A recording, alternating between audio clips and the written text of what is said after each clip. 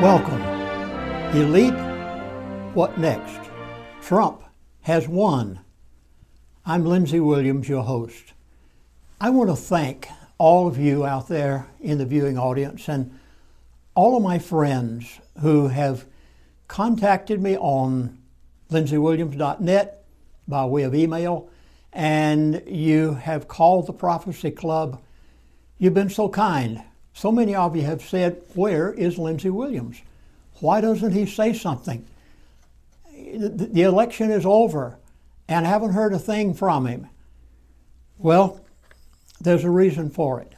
First of all, this DVD, without a doubt, is the most challenging DVD that I have ever done. Now, let me clarify that, because as you know, as a public speaker for over 50 years, I'm not afraid of cameras and I'm not afraid of audiences. But this DVD has been a challenge, and not only for me, but Mark Johnson, whom you will get to see later in the video, who's going to share it with me. He also said, Lindsey, for some reason, I've really had a time putting all this together. I don't know how to say it except to say that this is unusual. There's never been anything quite like it. The material that you're going to hear today will impact you for the rest of your life. Older people, I don't say older, I put myself in that category, but 50 to my age, and I'm not going to tell you what it is, only ladies, you don't even ask ladies what that age is. You are going to be challenged for the rest of your life with what you hear today. Younger people, from 20 years of age and up, this is going to be the most powerful, I would say the most unusual time on the face of the earth. And what you're hearing today in this DVD will be one of the most, if you'll take it to heart and let it really be a part of you, you'll find it to be very, very helpful. I can tell you what the elite are going to do. They have told me. It's very interesting. But first of all, considering the content that I'm going to give and the impact that that content will have on you, it began this way. The election was over, and my elite friend didn't say a word. I was amazed. I couldn't get anything out of him. I would contact him and he would say hello and goodbye. And this went on for weeks. You'll hear later on, some of you who are new to this DVD, about why I have contact with the elite, but he wouldn't say anything. Finally,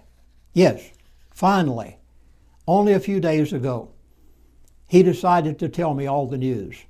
I knew you had to have this quickly. And there was no way I could do it, because Daniel, my son, is in Pensacola Christian College all the way across America, and there was no way I could get him here to this point to make this quickly and get it out to you as soon as possible. And I want to thank a gentleman here in my area who has a video studio who came to our rescue. His name is Eric.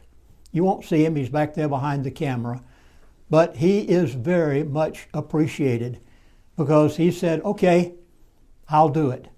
And that's the reason that we're doing this. Now, let me warn you that in the course of this presentation, I'm going to need to look down at my notes a lot. I don't usually do that. In fact, in the previous DVD, you'll remember, I never looked at my notes because it was on teleprompter. I'm not that way today. There are some statements in this DVD that are so challenging and so important to your very life, until oftentimes I'm going to have to look down at my notes, and you'll bear with me if I do. Keep something in mind. The elite are not God. They think they are, but they aren't. So some of the things that you're going to hear today, the elite might accomplish them and they might not accomplish them. Some of the things I hope they don't. But in the course of it all, I will try my best to tell you exactly what the elite plan to do. I can tell you their plans. And in the course of all of this, I will. Donald Trump could not win. When my elite friend talked with me and told me all the news, he began by saying, basically, Donald Trump, there was no way in this world that Donald Trump could have ever won the nomination or the election. But he did. You remember in my previous DVD, I said that the elite would do everything in their power to keep Donald Trump from winning. Well, they did. They did everything. Let me list just a few of them. I saw in a headline one day, I thought it was very interesting. It was in a major news magazine, and it said, "The world against Donald Trump." And that's exactly what it was. Foreign nations, America, everybody. Only Putin gave him the time of day, and then they criticized him for it and said Russia tried to sway the election, but they didn't. The Republican Party, they wouldn't go along with their own man. In fact, you remember the people who would not attend the Republican National Convention? The past two presidents. I mean, not including the one we have right now, but prior to that. The Bush family. We have two presidents in the Bush family, George Herbert Walker Bush and George W. Bush, and they would not even attend the Republican convention. They were so much against Trump. He got no support whatsoever from the outside. The Speaker of the House, he wouldn't endorse Trump. Literally, the elite had persuaded everybody that there is in Washington that there's no possibility of Trump winning. Don't even give him the time of day. Do you realize that not a single major news media in America endorsed Donald Trump? This has never happened in the history of a presidential election in the United States of America. Not once. NBC, CBS, Fox News, none of them endorsed Donald Trump. Not a single major newspaper in America endorsed Donald Trump. In fact, I was amazed. The Arizona Republic in Phoenix, Arizona has not endorsed a Democratic candidate since the 1800s. And the Arizona Republic in Phoenix, Arizona endorsed Hillary Clinton. Not a single major newspaper whatsoever. Then the Republican congressman turned against him, one right after the other. I was amazed when I watched them. I couldn't believe well, anyway, I won't call any names, that wouldn't be too proper, but then we'll go a step further.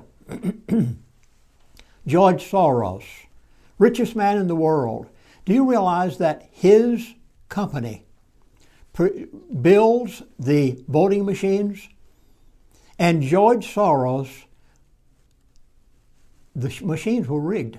They proved in many places that those very machines were rigged. He wouldn't have anything to do with him whatsoever. Not one single major endorsed Donald Trump, but he won. And he won with such a landslide until by 2 o'clock in the morning, they were already announcing that Donald Trump had won. My elite friend basically said to me, he said, "Are you ready for this? You got to catch this." I have it. I actually have his email stating this. Otherwise, I couldn't dare say it. My elite friend said, and I'm going to look at my notes now, so I'll quote this exactly like he said it. My elite friend said, there was a divine hand. Did you catch that? He also said, God did it. I actually have the email. He could not win, but he did. What I'm about to tell you in the next few minutes, no news media in the country would say it. And if I had not personally heard it, I wouldn't either. There's not a single newsletter writer in the United States of America that could quote or write what I'm about to say, even if they know it, because if they did, it would destroy their clientele. And especially those who are out there selling something, they couldn't possibly say this even if they want to. So I'm going to try, if I can, to explain it in such a way that you'll understand just what is happening right now. The elite are devastated. I've never seen such in my life. When I finally got in touch with my elite friend, I could not believe what he was saying. They're beside themselves. They don't have answers. They couldn't believe it. They couldn't believe it right up till the time that it was all over, because every single media had said he's not going to win. Every poll, with the exception of one, which was kind of a private poll, smaller group, said that he might win. And every single one of the polls said he can't win. So when he did, the only thing I can say is that there was a divine hand involved in all of this. Oh, there's no way in this world it could have ever happened. This next statement, again, I must read it because I wouldn't know how to. Let me put it this way. The New World Order has been set back 50 years. Once again, I want to give you the figure.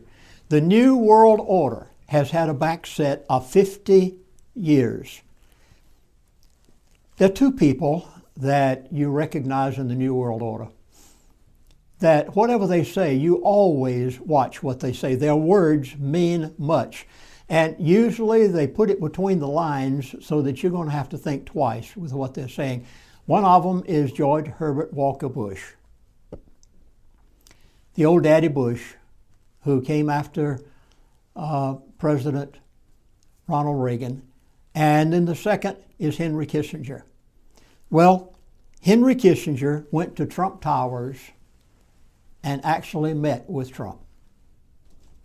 Why he did, you are going to be utterly startled.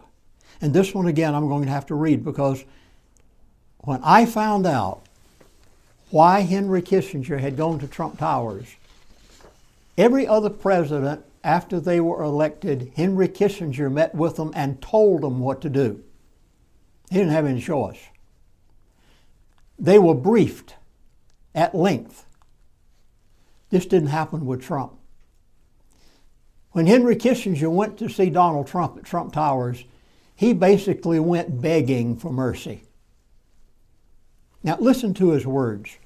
And here they are, word for word as he said it. And I took this off of, I think it was Yahoo News, by the way. You could pick it up for yourself, and you know it's true. I'm not making this up. And then I'm going to take these words and dissect them a little bit. Henry Kissinger met with Trump at Trump Towers after the election, and he reportedly stated that Trump, you ready, has absolutely no baggage. In other words, they can't bribe him. There's no way they can tell him what to do. He's the boss. Listen to the next statement. And this is Henry Kissinger's own words. He has no obligation to any particular group because he has become a president on the basis of his own strategy and a program he put before the American public that his competitors did not present. Henry Kissinger said, so that is a unique situation. You talking about a unique situation? I mean, this is a unique situation. The elite have no control over Donald Trump. They can't tell him what to do, and they are livid. They're hysterical. Now, I'm not... You see why no newsletter writer in the country could say this? But I'm trying my best to help you understand. These people are beside themselves. And naturally, the first thing you want to know is, what are they going to do? Well, let's take the next man that went to see Donald Trump. You remember his story. It was Romney. He tried for the presidential 4 years ago, and he couldn't get to first base. Do you realize what Romney had called Donald Trump when he was running as a candidate? He said, Trump is a phony. Trump is a fraud. You go back to the news and you'll pick these up. He said he's a con man and he's a fake. Now, can you imagine a man of Romney's position having to go and bow at the need, and bow before Trump, basically, and recognize the fact that the New World Order is going to have to plead with him, going to have to beg him? I'd like to put it this way. There's an old expression that you probably picked up on years ago. It says, keep your friends, but keep your enemies closer. Now, let me assure you, Donald Trump is not meeting with all of these people for the purpose of, they're not meeting for the purpose of telling him what to do. They're meeting with Donald Trump in order to beg for mercy and ask him to allow them to have their way. These people are begging. So Donald Trump, let me assure you, is keeping his enemies. And he's met with a number of enemies. He met with Kissinger, he met with Romney, and I won't name all the others that have one after the other gone to Trump Towers and pleaded for mercy. And as a result, Trump, I think, is a wise man. He is keeping his enemies very close to him. Mitt Romney, on and on I could go. My next statement that I just, when I say this it is so in depth. And it's going to affect your life and mine so drastically. The New World Order has revised its program. That's what I found out when my elite friend and I finally got in touch. He wouldn't say a thing for weeks. And finally, when he did come through, the reason he had not said anything is because they literally have had to revise their agenda. Now, I will tell you what their agenda is. I know. I know what they have so far adopted in their agenda. They're not through with it yet because they're devastated. They didn't expect this.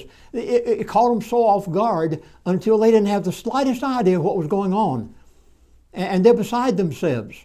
So when they finally did begin to, Henry Kissinger go to Trump Towers, and on you go, one after the other marching in February, I'm hoping by then that I will have their total agenda. So I'm promising you that, Lord willing, and if my elite friend will give it to me, in February, I will try to give you their entire agenda. I will give you what I know is their agenda in the course of today. And I'll have someone help me because I had to have someone with a lot more financial knowledge and a lot more in the financial world than I. And that's the reason that Mark Johnson will be joining me later on, is in order to try to explain to you some of the things that I'm incapable of doing. But he knows what's going to happen. He knows what will happen when the Federal Reserve raises interest rates. He knows what's going to happen to the bonds, and he knows what's going to happen to the stocks. He has at least an idea of what might happen. Well, so that you will know why I know all of this, allow me, if I may, to briefly explain. 38 years ago, I was invited by the providence of God. Here I was, just an ordinary, everyday pastor. I had pastored a church for 12 years. I'd been a missionary in Alaska for a while. And I was invited by the elite of the world to be their chaplain. And for 3 years' time, I sat across the dinner table from them. I lived in the dorms with them at Prudhoe Bay. Nearly every elite at one point or another would come to Prudhoe Bay, Alaska, where the largest project ever undertaken by private enterprise in the history of the world $12 billion was spent in 3 years. There had never been anything like it. And the elite were invested. And the 9 major oil companies that formed Alaska Pipeline Service Company, they invited me to be the chaplain. And as a result, I got to rub shoulders with the people that you call, or that I would call, the elite. I'll never forget one day, I'd been sitting in their board meetings. I was invited, I was actually given executive status, and was invited to sit in the board meetings when I happened to be at Arco Base at Prudhoe Bay. I remember one day I'd been rubbing shoulders with these people all day long, and I went back to my dorm room that night and I was utterly flabbergasted. When you hear people talk about controlling the world, you hear them talking about manipulating currencies, when you hear them talk about what they're doing to people, and yet they're super wealthy, flying around in their private jets. And I went back to my dorm room that night, and I'll never forget my reaction. I laid down on my bed at Pump Station 1, and I looked up at the ceiling, and I said, "Oh God, I can't believe that there are such dastardly people existing on the face of the earth." I cried out, I will never be the same person again. My life was changed. And you know now why I take the attitude I do towards the elite is because I rub shoulders with them. It changed my life, and I'd like to say, if I may, emphatically, there positively is a group of people on the face of the earth who control the world. And for many years, in fact still, after the Trans-Alaska Oil Pipeline was over and all of us went on our way, I had the privilege of staying in touch with 2 of these individuals. And over the years, every time they have told me something, it has happened exactly as they said it. And I've brought it to you, and I've made a DVD, and I've told you. And every time the elite tell me something that I think will impact your life, I do a DVD, and that's the reason I said I'm going to try my best to get their entire agenda, and if at all possible, give it to you in February. And I think possibly that I can. I hope I can by then. There's something that I would like to tell right now that I have never told ever on a DVD. So bear with me for a moment, because it's the only way you can understand what I'm saying. I was born in 1936. The Great Depression had taken place in 1929. Before the Depression, my dad was a very wealthy man. He had made it well in real estate, in the boom, in Coral Gables, Florida. And my dad lost everything overnight. He had everything invested in Coral Gables City bonds. Now you know why I hate paper so much, with a passion. Paper, it's worth the paper it's written on. And my dad went from being a wealthy man to a pauper in 24 hours. When I was born in 1936, my dad still had not been able to come back. And when it was known that my mother was going to bear me, the only way she could pay her doctor's bill was to sell her grand piano. She loved music. And she sold it in order to bring me into the world. If my dad had invested in gold, or if he had invested in tangibles, he would not have lost everything. But when Coral Gables City went bankrupt, and they can, even today they can go bankrupt, all of that paper is worthless. He has shown me the bonds when I was a boy, but today it's worthless paper. My parents were destitute. My mother was walking down the sidewalk in front of Ronald's Sanatorium. That's what they used to call hospitals back in those days. And she told me later, she never told me when I was a young boy, but she told me later in my life, she said God spoke to her. She didn't have anything, barely able to bring me into the world. She said God spoke to her and told her that the child she was going to bear would preach His word. Now, I am not a prophet. God never told her I was a prophet, never told her I was a seer, never told her that I would have visions and dreams, and I don't. I merely tell you what by the grace of God I have been allowed to know.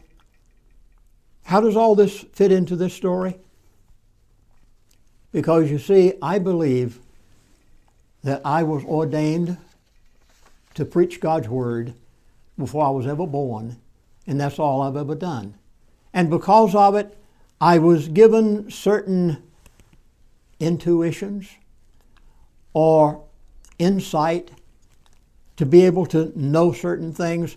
And I say emphatically, my relationship with Jesus Christ, and again I must read this one because I had to word it very carefully. My relationship with Jesus Christ is the reason I have been able to discern the things that I have.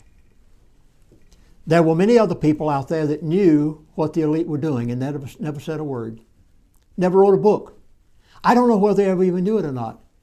And when I was 17 years of age, I was asked to preach in First Baptist Church of Macon, Georgia. Back in those days, it was proper for them to have Youth Week. And I was chosen to be the Youth Week pastor.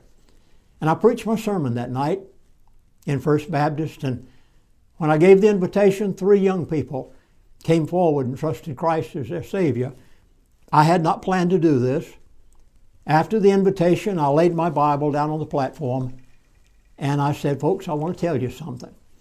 I feel that as of this day, God has called me to preach His word. A few days later, my mother came to me and she said, son, I did not want to tell you this until after you'd made up your own mind.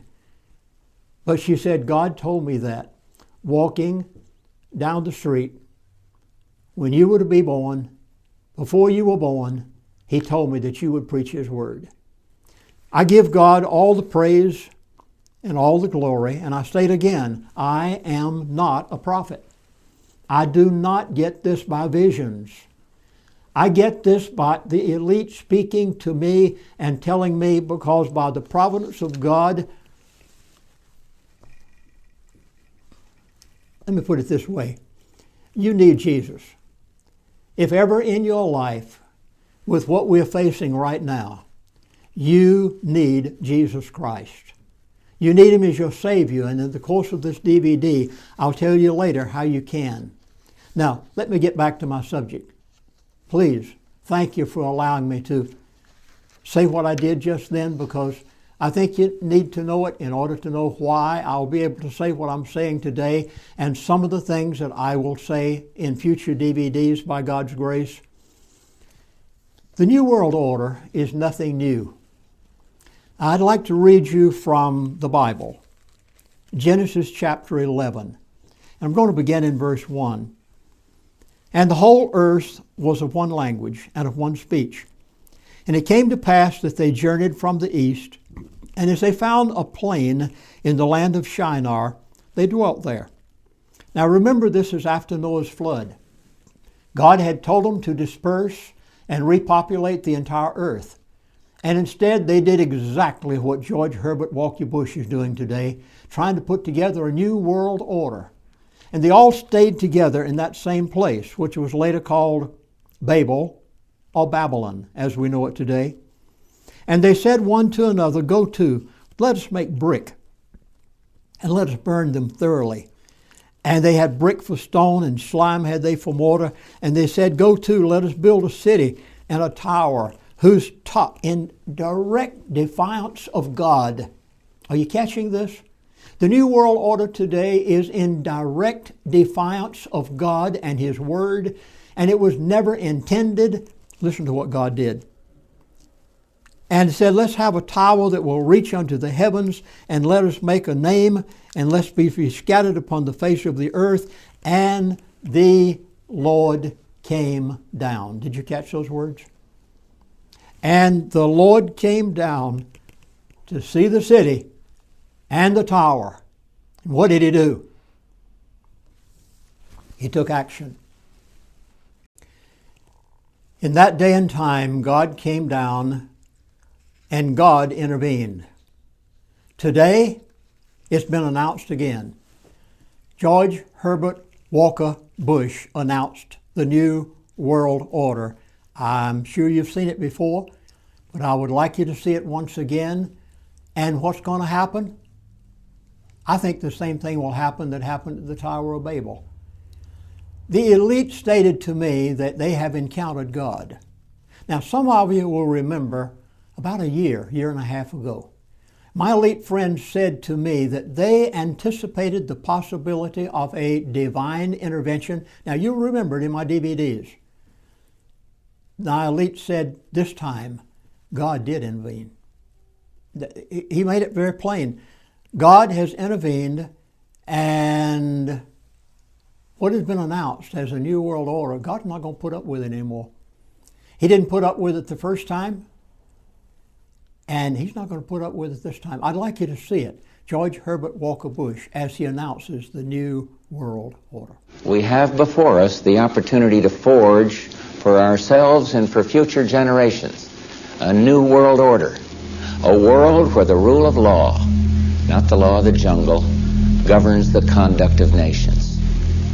When we are successful, and we will be, we have a real chance at this new world order, an order in which a credible United Nations can use its peacekeeping role to fulfill the promise and vision of the UN's founders. There's a need for a new world order, but it has different characteristics in different parts of the world.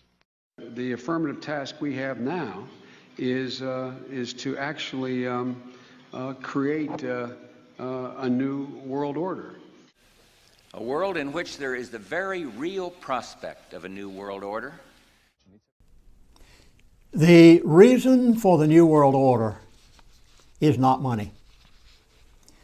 I'd like to state it, you've heard me say it before, but I'll state it again because some people have asked me, why the New World Order? What's it really all about? Is it because they want to make money, they want their billions, they want their jet aircraft, they want the Federal Reserve, they want the control of the currency of America? No. That is not the reason for the New World Order.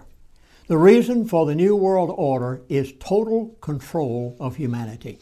And I'll state it, as has been stated so many times, the name of the game is control. I lived with the elite. I know they're thinking. I've talked to them for the past 38 years. They're power mad. I say it with no hesitation whatsoever.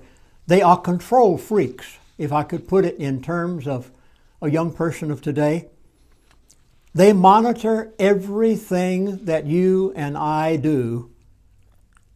And oftentimes, not always, fortunately there were two of them whom I came to know quite well, kept in touch with all of these years. One of them died 4 years ago. The other one is now in his 70s, retired. But he still knows what's going on because once you're a part of the elite, they never let you loose. You know too much. The elite's ultimate goal is found in the Bible. It's the Antichrist. It's found in Revelation chapter 4 through 22. Not all of the elite are a part of the occult. If so, I would not have been able to have kept. Some of them, when I was at Prudhoe Bay, they avoided me like the plague. They didn't want anything to do with me whatsoever. There were some who were not a part of the occult that I was able to make friends with. Now keep in mind this expression, and if everything in this DVD slips your mind, remember this one thing that my elite friend said. He said, God intervened. Donald Trump is not one of them. They know it. They know he can't be controlled. There's no way in this world that they can tell him what to do. And I'd like you to hear it from a former Speaker of the House. It's very short, just a statement. Newt Gingrich. And if anybody in the world could tell it like it was, he would know because he knows Trump well. And he also knows the elite well. And I'd like you to hear what Newt Gingrich has to say. But I think Mitt represents personally the panic of the establishment wing of the party. And I think they all hoped, held their breath through Super Tuesday. Now it didn't work. And now they're faced with a very real prospect of Donald Trump becoming the leader of the party. And it absolutely drives them crazy. They just cannot imagine sharing. Well, because he's an outsider. He's not them. He's not part of the club. He's uncontrollable. He hasn't been through the initiation rites. He didn't belong to the secret society. And I think that they don't see him. They have no idea how to relate to him. Since God intervened, God also spoke. In fact, about 4 years ago, God spoke to Mark Taylor. Now, I don't think I have ever introduced you to a prophet. And I think you need to know what this man said, because there were many, many people that followed him. There were a whole lot of them that were wrong. But Mark Taylor was right. And I'd like you to hear what Mark Taylor had to say about Donald Trump, and that God told him that he would become the president of the United States of America. You don't. And we have Mark Taylor with us. Yes. The man who in 2011 heard from God. Yes. Yes. And I'll tell you, he's the most hated man by Democrats in the world. I'm kidding. We all love you. That's all right. But God gave him a word that Trump would be president of the United States, and that was in 2011. Correct. 2011. And welcome to It's our so show. Thank you. It's an honor to be here. Great Thank to you for have having you me. here. It's an honor to have you. Oh, it's exciting. What did you think when God breathed this message? I mean, Trump wasn't running for president at that time, was he? Not at the time, no. He was thinking about it in 2012, and I was sitting in front of the TV, literally, and I heard him in an interview. I don't know who was, news media, whoever it was. All of a sudden, I just heard the voice of the Lord say, "You're hearing the voice of a president." Wow. So I walked into my office, which is just a converted bedroom, and I sat down and started to write what the Lord was saying. And he just started giving me this prophecy, telling me that Donald Trump was going to be the president of the United States. Now, what I didn't know at the time was the exact timing. I thought it was going to be for 2012. And as it came about, he never announced he was running. Now, I had also written a prophecy called The Great Horse, where God had said that there was going to be another Triple Crown winner coming. And I had thought that it was going to be 2012 as well. So I'd put all these together, and none of that came to pass. So I set it aside. I thought, well, I missed it. Mm-hmm. And God had me write a D-Day speech, General Eisenhower's D-Day speech. He had me rewrite it, which I read on the show, the last show I was on with you guys. So I had set it aside. I didn't know when God had told me to release all that. Well, fast forward to 2015, all of a sudden, the Triple Crown winner happens. Because I had been keeping track of the races all throughout, because I knew that was going to be a huge sign to the people that something was about to happen, massive, So in 2015, the Triple Crown win happened, and I'm on the phone with my sister, and she says, "What is today?" And I said, "Wait a minute, it's D-Day." So I pulled the prophecies out. Wow. And I pulled the speech out, and I heard the Lord say, "Release the speech. Now's the time to release the speech." Well, there was the horse prophecy, even though I'd missed the timing on it. 10 days later, Donald Trump announces he's running for president. Now, June 16th, he announces he's running. And in the prophecy, it says, when he announces, it'll be like the shot heard around the world. Right. So I researched June 16th, and I couldn't find anything. And the Lord said, no, go back to World War II, because there's a whole World War II component to this thing.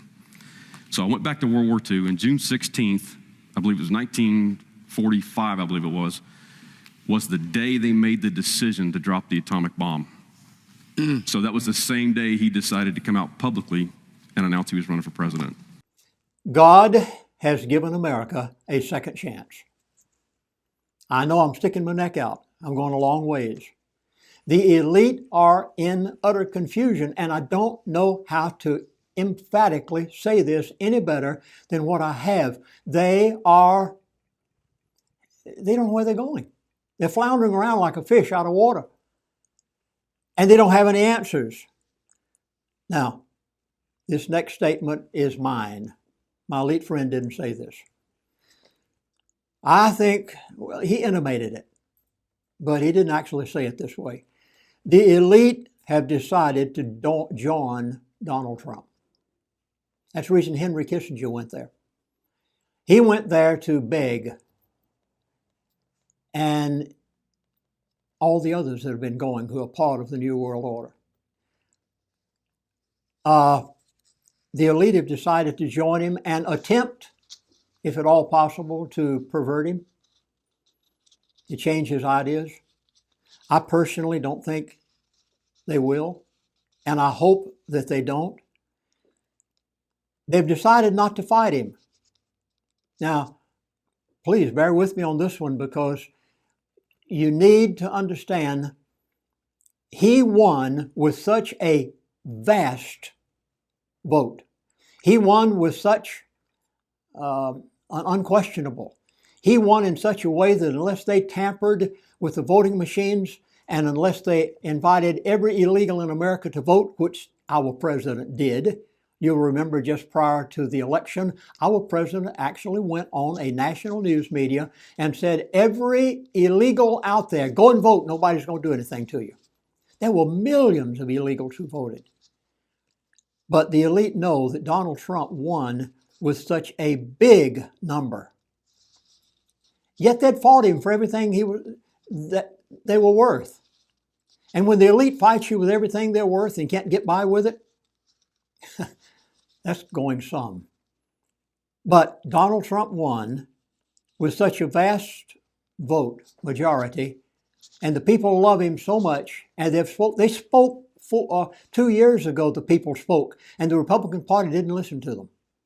This time Donald Trump spoke, and they listened. And they went out there and voted and overrode the elite and all of those who would attempt to stop Donald Trump from winning. News media, polls, everybody. And he won with such a big majority until they would not dare pull something on Donald Trump at this point. I know, I even predicted that there was a possibility before the election that Donald Trump would never get to inauguration because our present president would stay in office. They've had to revise their agenda. Please understand, the elite, they think they're God, but they aren't. They're only human beings. And they have to revise what they said they were going to do. I tell you what they say they're going to do at the time. When they revise their agenda, I have to tell you what their revised agenda is. They've revised their agenda. I do not expect anything before the inauguration. And I expect Donald Trump to be inaugurated and go in office. And I expect him to choose the right men because, as Henry Kissinger said, he doesn't have any baggage. And they can't bribe him. He's too rich. They can't give him money.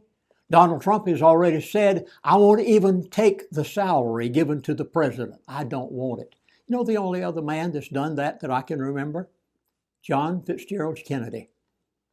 He said, I don't want the salary as president. And he wouldn't take it. He was like Trump. He was too rich. The only thing is, I think Trump is in a whole different era, and they're not going to bother him. They're going to try to join him every way they can. There is a type in the Bible, and this is where I'm going to ask for some assistance. So that each of you out there as my friends will know everything that I am told. We have a weekly newsletter that is free of charge. That's right, you heard me correctly. It doesn't cost you a penny. And it'll be sent to you by email, and the only thing we need is your email address. Please go to lindseywilliams.net, not .com. Go to lindseywilliams.net and sign up for the newsletter. All you need to do is give us your email address, and it'll come free of charge to you, probably every Monday morning. And I hope that you'll get it, because there I put in things that happen between the DVDs. And I will let you know of words that my elite friend are giving me. You can also go on Facebook, and I think you'll find Lindsey Williams online there. Please feel free to look at that. And it's kept up to date with all of these items. I beg of you to get our weekly free newsletter. It's not short, it's lengthy. You'll know everything when you get through looking at that per week, along with my startling notices that I might give anytime I get something from my elite friend and any advertisements that we may have. You can also go to Prophecy Club, and we'll put the phone number up on the screen at this point. You can call them and get any information you wish and also order the DVDs. So we'll give their toll-free number also. Feel free to contact us. Keep in touch. We will do the same with you and let you know everything as we know it. I have the privilege of having Mark Johnson with me today. I invited him because there are things I can't answer. Mark you and I have been friends for a number of years.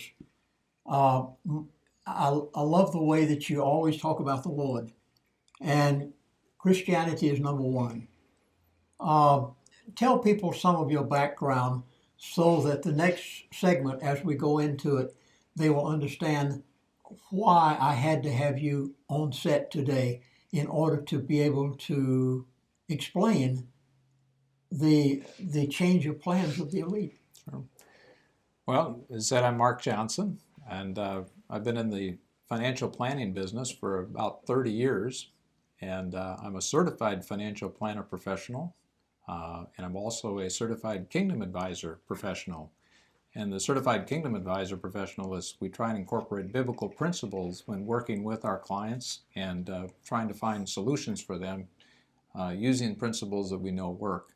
And I've had the pleasure of knowing Lindsey for these many years, and the information that he's provided we've been able to use as we work with our clients to be able to make decisions on how we invest and some of the strategies we incorporate. So it's been a good, how do you want to say, partnership. The perfect match. Yeah, perfect match. Oftentimes, when I was talking to you on the phone, you'd say, Lindsey, what's the latest that your leader told you?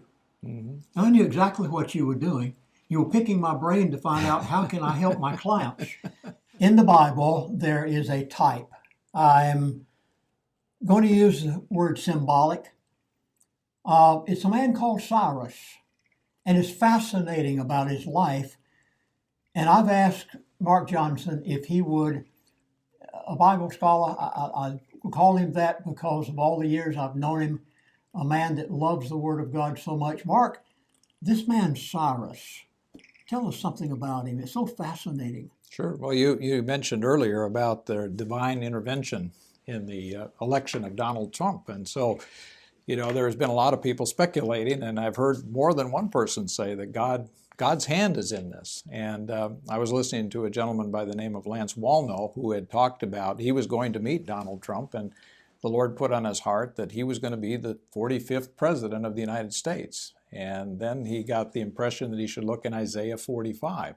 So he did. And let me read the first few verses of Isaiah 45. And it says, "Thus saith the Lord to his anointed, to Cyrus, whose right hand I've held, to subdue nations before him, and loose the armor of kings, to open before him the double doors, so that the gates will not shut. I will go before you, and make the crooked places straight. I will break in pieces the gates of bronze, and cut the bars of iron. I will give you the treasures of darkness, and hidden riches of the secret places, that you may know that I am the Lord, who call you by name." And it says a little further down, he says, "Even though you do not know me."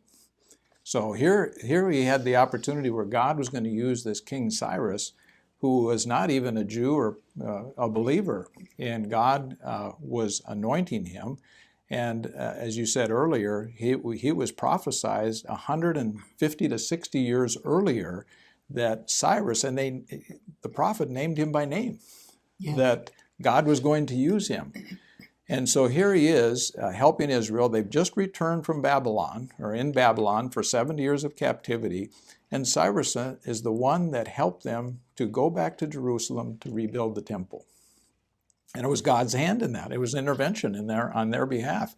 And the unique thing about Cyrus was he was a major king at that time. He's probably had the largest empire builder at the time. And yet one of the unique things about him, he was a person who, as he conquered nations, would try and bring the people and the cultures together. He didn't get rid of their cultures. He tried to absorb them as much as he could. So he was a reconciler, a person that brought peoples together. And the other thing about him, we could say he was an outsider. He was not an insider. He was an outsider from the very beginning.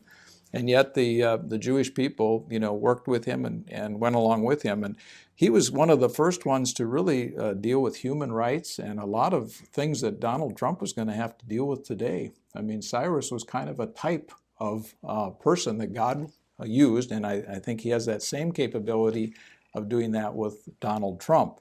So we'll kind of have to look forward and see, if God certainly intervened in this election, he's certainly going to be intervening in Donald Trump's life as he goes through this process of becoming our new president.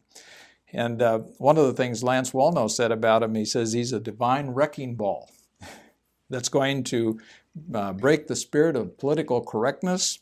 And also, the other thing about it, Donald Trump has been very bold. He doesn't care what the media says about what he says. And I think for so long, the Christians have been very timid about proclaiming the truth that we know, because we're afraid we're going to get attacked for political correctness. And so this will give us an opportunity to maybe as Christians to stand up for maybe what we believe and share the truth with people. The other thing that was kind of interesting that I thought is that it was after 70 years of captivity that Cyrus came to power. He helped the Jewish people. And so I look back, well, what happened 70 years ago? Well, 70 years ago was when Israel became a nation. So for 70 years now, it's almost like, are we finally going to break through into some really divine appointments here? The other number you mentioned, that he was appointed or named by the prophet 150, 160 years prior to the time that he was even born. And his by name. Actually used. Yeah, used his name. So I went back and I said, okay, what happened about 150, 160 years ago? And that's when Lincoln was elected president. Abraham Lincoln. And he came to office and he was going against the establishment also, because he said he ran on the platform that he was going to free the slaves. And of course the South didn't want that. They didn't want him to go in there and do that at all. And so after the war, Abraham Lincoln, of course, was going to be one of reconciliation. And we've heard that a few times. And Abraham was considered the one who would reconcile. Of course, we know that he was assassinated before he had the opportunity to bring the country together again. But it was called that during that term after his office, the reconciliation or reconstruction area and time of our lives.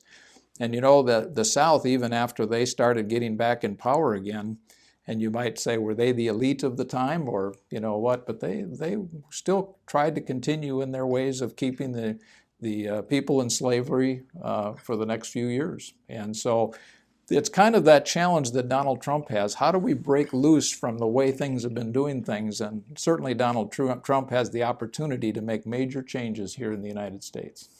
I heard so much in the Christian community during the election process.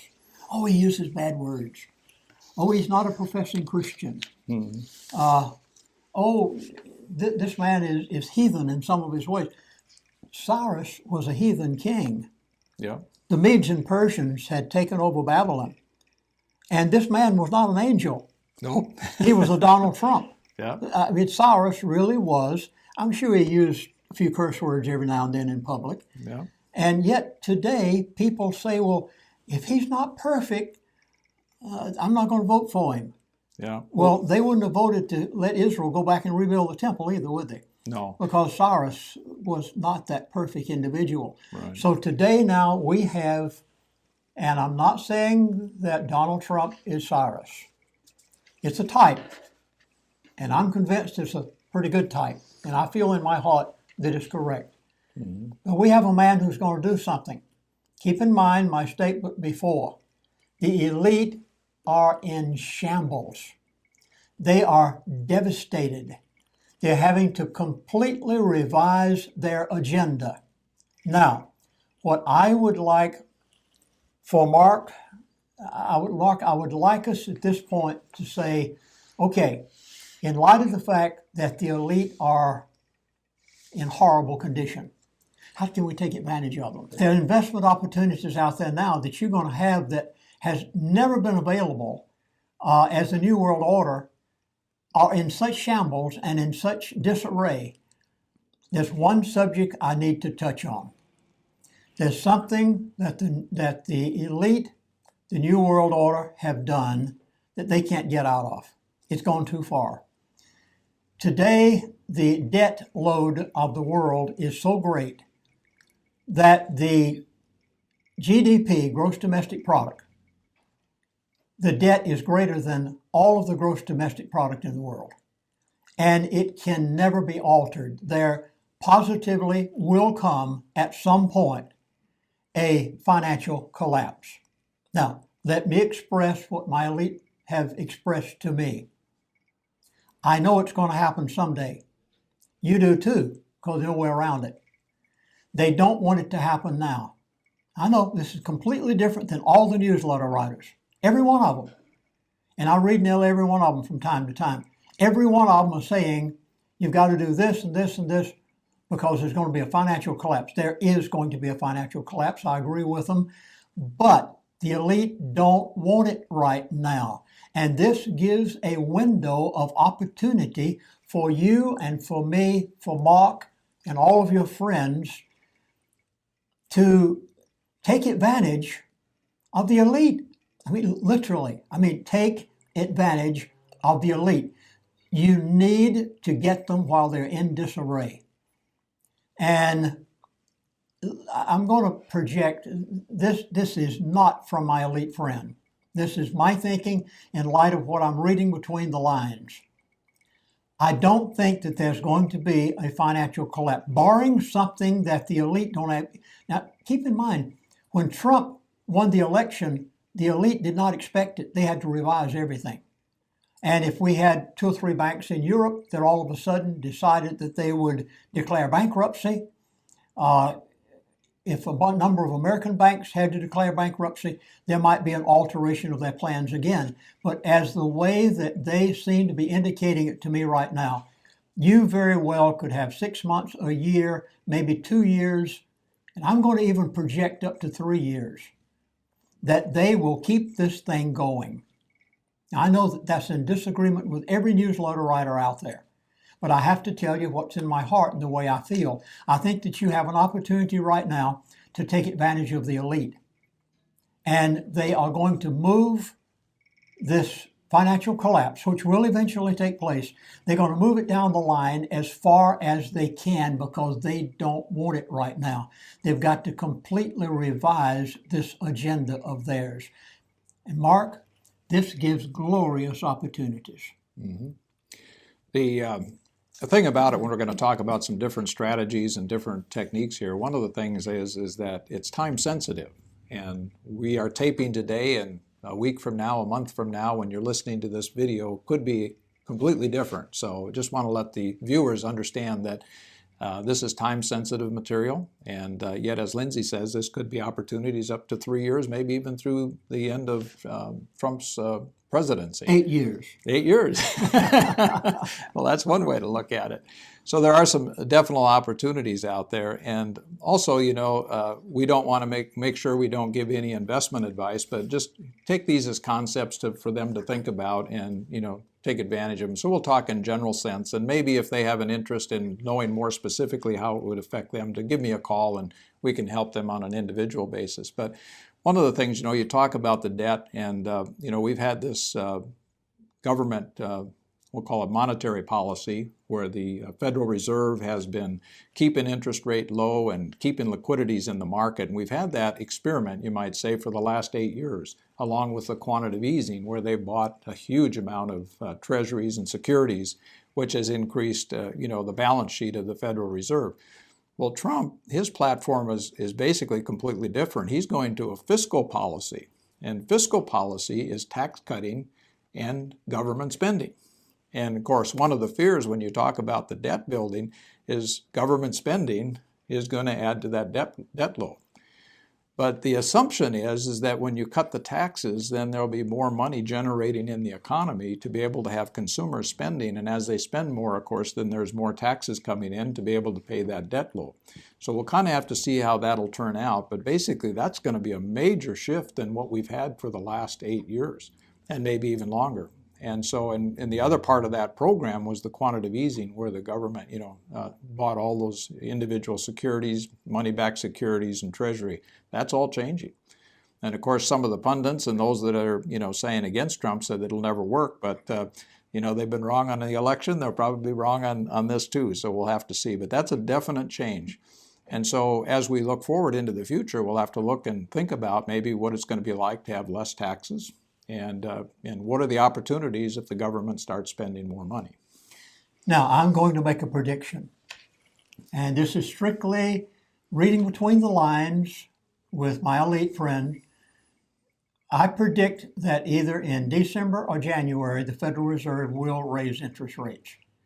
Now, Mark, what is this going to do to stocks? What is it going to do to bonds? What's it going to do to people that buy houses? If the Federal Reserve raises the interest rate and they keep on doing it every so often, how is this going to affect the average individual? Well, last year, the Fed came in and raised the rates in December, and they promised they were going to raise the rates 4 more times. And in January, we had a huge pullback in the stock market. Now, as the year went on, of course, they didn't continue those. And so if we're going to see a rate increase, it's going to be in the areas of short term, because the Fed controls the short-term interest rates. But we've already seen interest rates going up, and the Fed hasn't even raised the rates. And a lot of people are already anticipating that as rates start to go up, then they're going to have to make some adjustments in their portfolio. It's kind of could be a major shift in how people invest, because if rates are going up, what happens is that bonds go down in price. And what's kind of happening now is people are pulling out of bonds. And as they pull out of bonds, they're selling them, and the more they sell, there's fewer buyers, so the price goes down and the rates go up. And we've seen the rates on 10-year treasuries go up pretty substantially over the last few months. So we're going to see another short-term interest rate by the Fed, which is going to kind of set the pattern of where we could be going. But whether we get 2 or 3 increases next year, maybe they only do 1, we'll have to wait and see. But what happens when interest rates go up, people have a tendency to pull money out of the stock market because they don't need to take the risk in the market if they've got other places to put the money. Lindsey, think about all these retired people who have been spending principal for the last few years because they haven't been able to get any return on their investments. And so that'll give them an opportunity to start on that savings. There's a lot of CD investors out there that don't get into the markets. Well, this will give them an opportunity to be able to get higher returns if these interest rates go up. And if those interest rates go up, then they could be consumers again. They could maybe start traveling again, buying cars and doing things. So it could be very positive. But it's going to shift the emphasis on maybe the stock market for a little bit, or even gold. Gold doesn't pay a dividend. And so some of those people will say, hey, I've just got this gold sitting here and it's not paying any return. Maybe I should reposition some of that stuff into bonds. Or in the stock market, where you have to see where there's opportunities with this new government spending, where are those opportunities there. But interest rates are going to shift the way people invest and where they invest. Let's look at what happened just really this past week. And I think we're going to see more and more of this. Ford Motor Company said, I'll keep a plant in America instead of moving it to Mexico. Carrier. Oh, I love this. Donald Trump had mentioned Carrier in the course of his Carrier air conditioning, in the course of his campaigning. Mm-hmm. And he said, okay, if you want to go to Mexico and have your plant down there, we'll just tack a 35% tariff on everything that you bring back into America because you're an American company. Well, now that could include Boeing, who's gone to China, and that could include Caterpillar, which is going to China. And we could go on and on and on with our textile industry and the others. They don't want a 35% tax slapped on them. Mm-hmm. And Trump is a man of his word. He will do just what he said. Well, Carrier really got worried. Mm-hmm. And so as a result, they decided they were going to keep their plant in America. I'd like you to see a picture of that, Trump actually at Carrier this past week.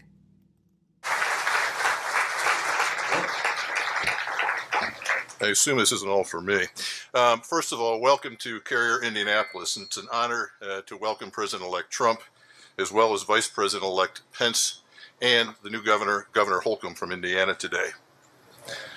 First thing I'd like to do is thank our Carrier workers for their dedication and loyalty over many years, but especially for their continued focus and dedication during a very difficult year here in Indianapolis.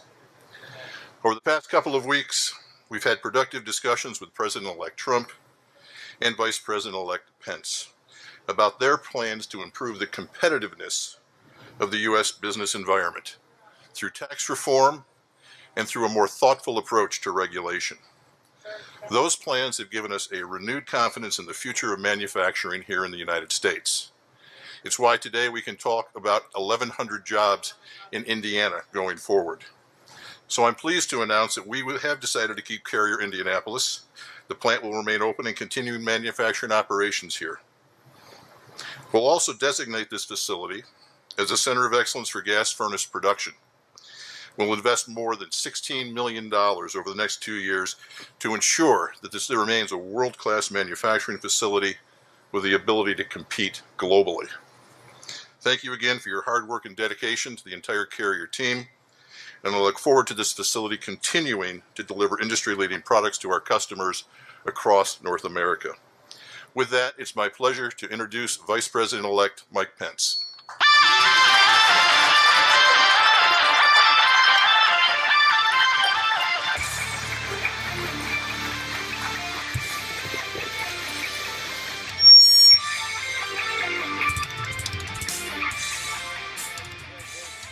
CEO of United Technologies. It is great to have him in the Hoosier State. To the executives at United Technologies who are with us, to the executives with Carrier, to the great Carrier team here in Indiana.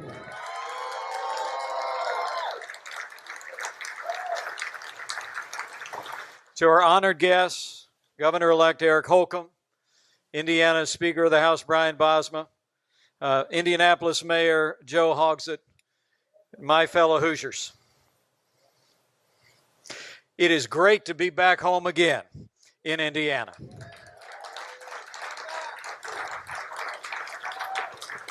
And this is a great day for Indiana. And it's a great day for working people all across the United States of America. You know, the state of Indiana is very proud. We're a proud manufacturing state. We're home to low taxes, sensible regulations, great schools and roads, and the best workforce in America. Since the 1950s, Carrier has been a part of Indiana's manufacturing success story, and we've been proud of it.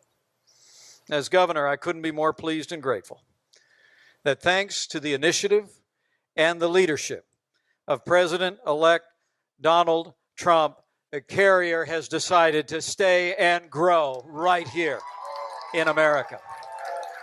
My high honor and distinct privilege to introduce to you a man of action, a man of his word, and the President-elect of the United States of America, Donald Trump.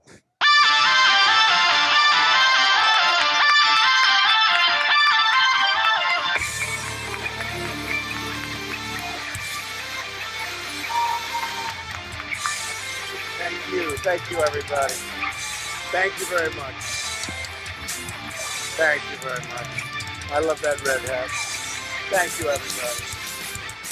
I want to thank all of the dignitaries that are with us today. We have a whole host. The mayor and the governor-elect, great people. It's a big victory for the governor-elect. He won very convincingly, so we're very proud of him. And, Mike has been such a wise decision for me. When people were saying, I don't know, how good is he at decision making? They'd always say, yeah, but he picked Mike Pence. That's a good decision. And everybody loves Mike. He's become something very special. I want to thank Greg Hayes of United Technologies, because when I called him, he was right there. I wish I could have made the call when they were doing their original decision, but it worked out just as well, other than I would have liked to have had an answer a year and a half ago. We had a tremendous love affair with the state of Indiana. Because if you remember during the primaries, this was going to be the firewall. This was where they were going to stop Trump, right? And that didn't work out too well. And it was a firewall for me. It was a firewall. And we won by 16 points. And the election, we just won by 20 points, almost 20 points. And that was some victory. That's pretty great. And I just love the people, incredible people. So I got involved because of the love affair I've had. This has been a very special state to us. And I'll never forget, about a week ago, I was watching the nightly news. I won't say which one, because I don't want to give them credit, because I don't like them much, I'll be honest. I don't like them, not even a little bit. But they were doing a story on Carrier. And I say, wow, that's something. I want to see that. And they had a gentleman, worker, great guy, handsome guy. He was on. And it was like he didn't even know they were leaving. He said something to the effect, no, we're not leaving, because Donald Trump promised us that we're not leaving. Trade deals, NAFTA, GATT, all these. We've moved our industry abroad. Our Congress has allowed the companies to go. Our cities are in shambles because of it. And Mark, there are going to be some investment opportunities out there now, since these companies are going to be forced to coming back into America. I can see Boeing coming back to Seattle. Can't you see that? Can't you see Caterpillar coming back in America like they used to be? Mm-hmm. And on. My gracious, the opportunities that are going to be out there for people. Okay, in light of this, go into one of Trump's major promises was he is going to revise these trade deals, and when they are not to the benefit of the American, he says, we're going to alter them. Mm-hmm. So you go from there. Yeah, and I think that, trade deals, when let's just take a step back, because, you talk about the New World Order, and the world is full of a lot of different countries, and it's very hard to get 200 countries together. But, the strategy, I think, of the New World Order is to get these groupings of countries. They got the Euro together, they've got Canada, the United States, and Mexico together, the Pacific, and through trade agreements, they've actually been creating these blocks of countries that are much easier to control, wouldn't you say? Because these agreements put controls on these countries to agree to work together to accomplish economic needs. And so I think the elite people probably love these trade agreements because it gives them control. That's correct. And you talk about control. But these trade agreements, they go both ways. I mean, if you have, let's say, they take the NAFTA, where we have Canada, Mexico, and the United States, it basically takes away the tariffs between the countries. And it can be good for some and not so good for others. But from the positive side for the United States, a lot of agricultural products are going back and forth across the border. We're good producers of a lot of agricultural products, as well as importing different things that we get from these different countries. So when they do go into these trade agreements and try and get them straightened out, I think the key, what Trump said, is that they have to be fair. And I think that there's some things that in each of these agreements that have some inequities, you might say, and he's going to drill down into those things and say, okay, if this is going to be a fair agreement for us, then these have to be making adjustments. It's going to be a little harder to just throw the whole thing out the window. I think that he's going to have to get in there and look at these things and see what really makes sense. But there definitely are some things within each agreement that could be or are in there and not being enforced. We've seen a lot of non-enforcement of things because people just kind of let things slide. So I think that there's some real opportunities there within these different agreements. And, we trade almost as much with Mexico as we do with China, which is surprising because we think of China and the size of that. But, Mexico is a good trading partner for us. But I think they put a value-added tax in there that probably is not so fair. and then maybe some of the production facilities where they're able to do finished products and bring them back into the United States. And some of those, like you say, could easily be done here at a better and cheaper cost here for us to be able to do that. So I think Trump is smart enough to know that he can't just throw them out. We don't want trade wars. You know, that happened during the Depression, where we figured, well, if we raise the cost of outside goods, that'll keep people forcing to buy goods here. But we also found that it made it very difficult for us to sell our products overseas. Well, let's just take Carrier now, which happened this past week. Mm-hmm. We're going to bring jobs to America. We're Yep. going to put Americans to work again. Secondly, we're going to bring money back in. I'll give you an example. Amongst the elite, I oftentimes hear them talk about a company going to Mexico, and whatever they make there in the way of profits, they don't bring this money back into America. They find ways to finagle and wind it up in some tax haven somewhere, Sure. and it never gets back to America. Now, Trump's going to bring jobs back. Trump's going to bring money back. And once this money is made in America, Carrier Air Conditioning can't take this now and become super wealthy. Their top executives can't find a way to channel this money into their favorite tax havens outside of America. This is going to stay inside the United States of America. Now, in light of this, since the elite are having to completely revamp their agenda, how can the average person watching this video right now, how can they take advantage of the elite? Now, Carrier's back, Ford's going to be back here with a plant, Caterpillar is going to be coming back, Boeing's going to be coming back, all of these companies are coming back in, China's going to get mad, Mexico is going to get mad, we're going to build a wall so that they can't, all these illegals can't come across again. But look at the position the elite are in. They are devastated. Now, how can, okay, let's take Carrier or Ford or some other company. How could a person invest in one of these companies that are now going to be forced to come back into America and it be a way to get back at the elite, so to speak? Yeah, and I'm not so sure that, you know, a lot of these companies are already doing business worldwide. And it'd just be a matter of whether or not, you know, we're doing some of that manufacturing in the United States. I talked to an engineer from GM here this last weekend, and he had indicated that when he was back at GM, they had 500 people on the manufacturing floor to put out a car from beginning to end. He said they started bringing in robotics, and he says today they're producing those same cars with about 50 people. And some of those jobs just aren't coming back. I mean, they're just gone because of some of the technology that we have today, and it's just not available. But the fact that he gets the tariffs, I'm just trying to figure out how we could actually say, okay, what is the specific thing we can do? Now, some companies, certainly we could see them doing more domestic product. And I think really what you'd see is more jobs in America possibly in some of these areas if they keep them here. And then you get into the consumer spending, because if people have jobs, I mean, look at how the number of people that are not working today. There's no opportunity. Some of them just quit looking for work. The number one thing that drives our economy is consumer spending. And so if some of those jobs come back, we could see some of those companies that provide consumer products to people, they could be the ones that could really benefit from this. You know, so how does the investor, in light of this, how does the investor, the person watching out here, and they've got X number of dollars available, how do they take advantage of this?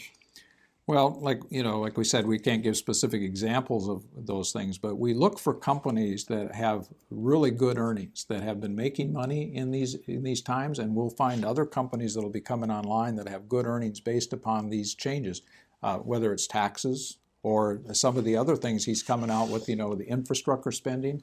I mean, if we start doing more in infrastructure, we'll see things in terms of material. We'll see things in terms of engineering, construction, and those kind of things. Those are companies that will be doing well under that type of a scenario. You know, even we talked about interest rates earlier, and the financial markets, the banks, the wider the spread that they have between what they pay depositors and what they can lend money at gives them more profitability. In fact, we've seen the financial stocks go up considerably. Now, some of this stuff is what I'll call speculative. It's short term. And these stocks have gone up in steel, for example. They've gone up in the financial markets. They will come back down after the what I'll call speculators have come in, made their money. But then long term, the investors we're talking to are the long term investors, and there's still opportunities in these areas. But we have to identify companies that are going to be taking advantage of these things. And some people will retool for this. They'll gear up and say, okay, we got to change our mode of operation now, because if they cut our taxes, we can produce more here. We can keep the jobs here. It makes our product more profitable overseas because we don't have to pay as much in taxes now. Our products will be more competitive.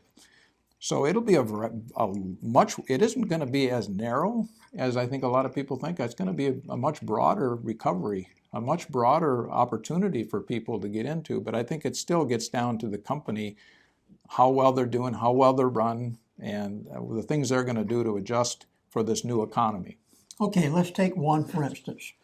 A promise of Donald Trump. He said, I will rebuild our military. Mm-hmm. Now, these products, those aircraft, those ships, everything that's to be built, they're not going to let them be built in China and brought into America as long as Trump's there. Correct. These companies are going to have to stop building their plants in America. Boeing's going to have to come back over here. They're going to have to go back to Seattle again. Yeah. If we're going to rebuild the military, and they are going to supply all the aircraft and everything necessary. Okay, in light of the fact that the elite now are in a mess, I just put it frankly, they are in a big mess. Mm-hmm. And they've got to rethink all this too, because now here these plants are going to have to be financed. Mm-hmm. And there's got to be, they're going to get involved. You can be assured the first person up there to finance Boeing's new aircraft facility in America to build aircraft for the military, first one that's going to be there is Henry Kissinger and the Bush family and all the rest of the elite. All right, how can the average person out there take advantage of the fact now that if Trump is going to rebuild the military, then this has got to be big time. It's going to be like the Reagan era again. Sure, Jim. So where do we go with this? Well, I think there's many companies that are involved in defense production. I mean, there's not a single company, and there's different components, and part of it's going to unfold as we see those areas where Trump was going to rebuild and how he's going to rebuild the military. Is it going to be in aircraft? Is it going to be in technology that, there are people that are sitting in Fargo, North Dakota, operating drones in Afghanistan and doing surveillance and bombing from here in the United States. Technology could be a huge thing, but there's many components of how they could rebuild that. I think the main thing is that they're going to make America strong again. Well, then defense is a main factor there. And so I think that there are many companies, and not all companies are going to answer to the call. And so I'm hesitant to say specifically by this company, but there are many great companies out there that provide components for the military. And it's surprising, some of those companies you wouldn't even recognize or think that they would be, but they're in that business. It's not just we just can't say to somebody today, go buy Boeing and you're going to make a lot of money there, because they may step up to the plate, or as Donald Trump said today, he said that they just charged way too much for new Air Force One and he was going to cancel the order. So interesting. There was maybe he's going to be a little bit more selective on these contracts and be a little bit more who's going to get what. We'll kind of have to see. But I think that all of the things that Donald Trump wants to do, he still has to run it through Congress and the Senate, to get it completed. And I think that they're on board with him. I think that they're going to follow along as much as they can. But I think a lot of that has to be, it's going to be a while for that to unfold. Maybe that's the way I'll put it. This is where the financial advisor comes in. Yeah, because then we can watch and we can see as these contracts are let out, and as he gets into office, he's able to then determine what areas, because his advisors are going to tell him, these are the areas that we need to really beef up. And once those contracts are let, then you know which companies are going to do it. Now, you can speculate and say, well, is this company going to get it? But, even amongst American companies, they bid for the components. So I think it's kind of one of those things where like I say, this is time sensitive because today we really don't know, and there's a lot of speculation, and I think you've seen that in the news where people are speculating on the negative side that Donald Trump's, all of his policies, all of his advisors he's picking, they're all bad. You heard that? I mean, everybody he talks to, they say, he's not the guy. He's got this baggage and this baggage. But even his programs that he has, I went on to his website. He's got Make America Great Again, and he had these three major categories. He said, make America secure again, and in that area was defense and national security, immigration reform and building the wall, and energy interdependence. And then getting America back to work again, tax reform, regulatory reform, trade reform, education, transportation, infrastructure, and financial service reform. And then his last one is government for the people again, healthcare reform, veterans administration reform, protecting American constitutional rights. Let's just look at energy independence up here. You know, the thing that I thought about, he says he was going to kind of take the handcuffs off domestic oil production. Well, the first thing I thought of, well, that's going to be bad for oil prices because that's going to add more supply to an already oversupplied market. So is that a positive? I mean, OPEC's been trying to cut back on production right now. Well, if all of a sudden we bring in all this domestic output, the price of oil could continue to go down, or, it's going to be good for us because at least we'll be spending the money in the United States, but it may not do anything for the price of oil. I remember when the Trans-Alaska Oil Pipeline was built. Every man that had any relationship to pipeline welding, they wanted to go make sure they got with 798 and head to Alaska and make their fortune, and they did. Mm-hmm. Now we've got a wall that's going to be built all the way across the northern part of Mexico in the United States. Can you imagine all the people who can build a wall? Can you imagine the people they're going to put to work in order to do that? This is my contention, is there are going to be so many new opportunities out there. If a person even had a small amount of capital, and I'm not asking you for any recommendations now, because I know you can't do that, but if a person had a small amount of capital without going and selling 30 or 40% of that gold, I know you and I have a problem with that gold, and I don't want you to go out there and sell it. I want you to keep the majority of that gold. Don't go and get rid of it. But if you've got some capital here that you can invest, and then take the profits and invest it, and take those profits and invest it, by the time the elite get their agenda put back together again, you can make a fortune. Yeah, you're talking in the short term, the very short term. Yeah, and there are some of those opportunities, and we've seen some of those come up in the, like I said, that I saw after the election. One of the steel companies was up 17% in one day. But there's also the concern that if a lot of people have pushed the prices up, have they missed it? Or is it we have to wait for a pullback? Because you don't want to invest after some of the speculators have been in, push the price up, and then you get in, and guess what happens? As soon as they get other buyers, it comes down. So yeah, there are opportunities, and I think there are still. Like you say, we just can't specifically mention those, but there are opportunities, and we're seeing them, and we're starting to put money into those because even though, and here's the way I look at it, Lindsey, is there are companies that are profitable today, but if some of these things get implemented, they're going to even be more profitable. I don't want to buy a company that's not profitable today speculating that these programs are going to help them. I want to find companies that are already profitable, and then we want to then say these are going to benefit them. They're going to be able to give them additional revenue. There are many people in the patriot field and people who are of the mindset that we were going to have a total financial collapse before the election and that sort of thing. And I kind of felt that way also in the possibility that Hillary might have gotten in. The elite now have completely changed that agenda.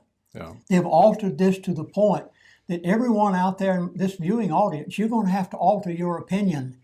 If you're going to take advantage of the problems of the elite and their total devastation right now, you need to alter your opinion somewhat in order to take advantage of opportunities that you may never have again in your lifetime. Do you realize the New World Order has been set back 50 years, in my opinion? They're devastated.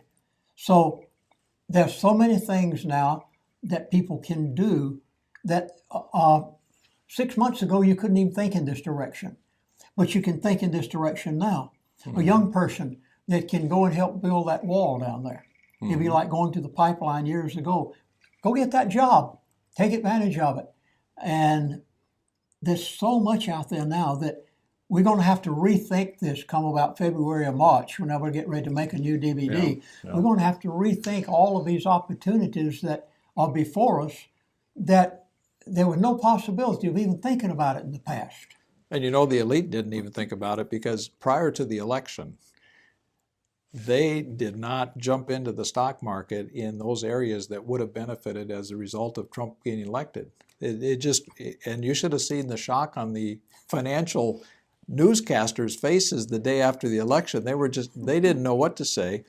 And of course, then after the election, then all of these companies and sectors that are going to do well under Trump just jumped, because prior to that, normally they would say be anticipating that if Trump gets elected, they're going to start buying in. But all of a sudden, and in fact, I think there was one time in the middle of the night when that the stock market futures was down like 700-800 points for a short time because they just did not anticipate this.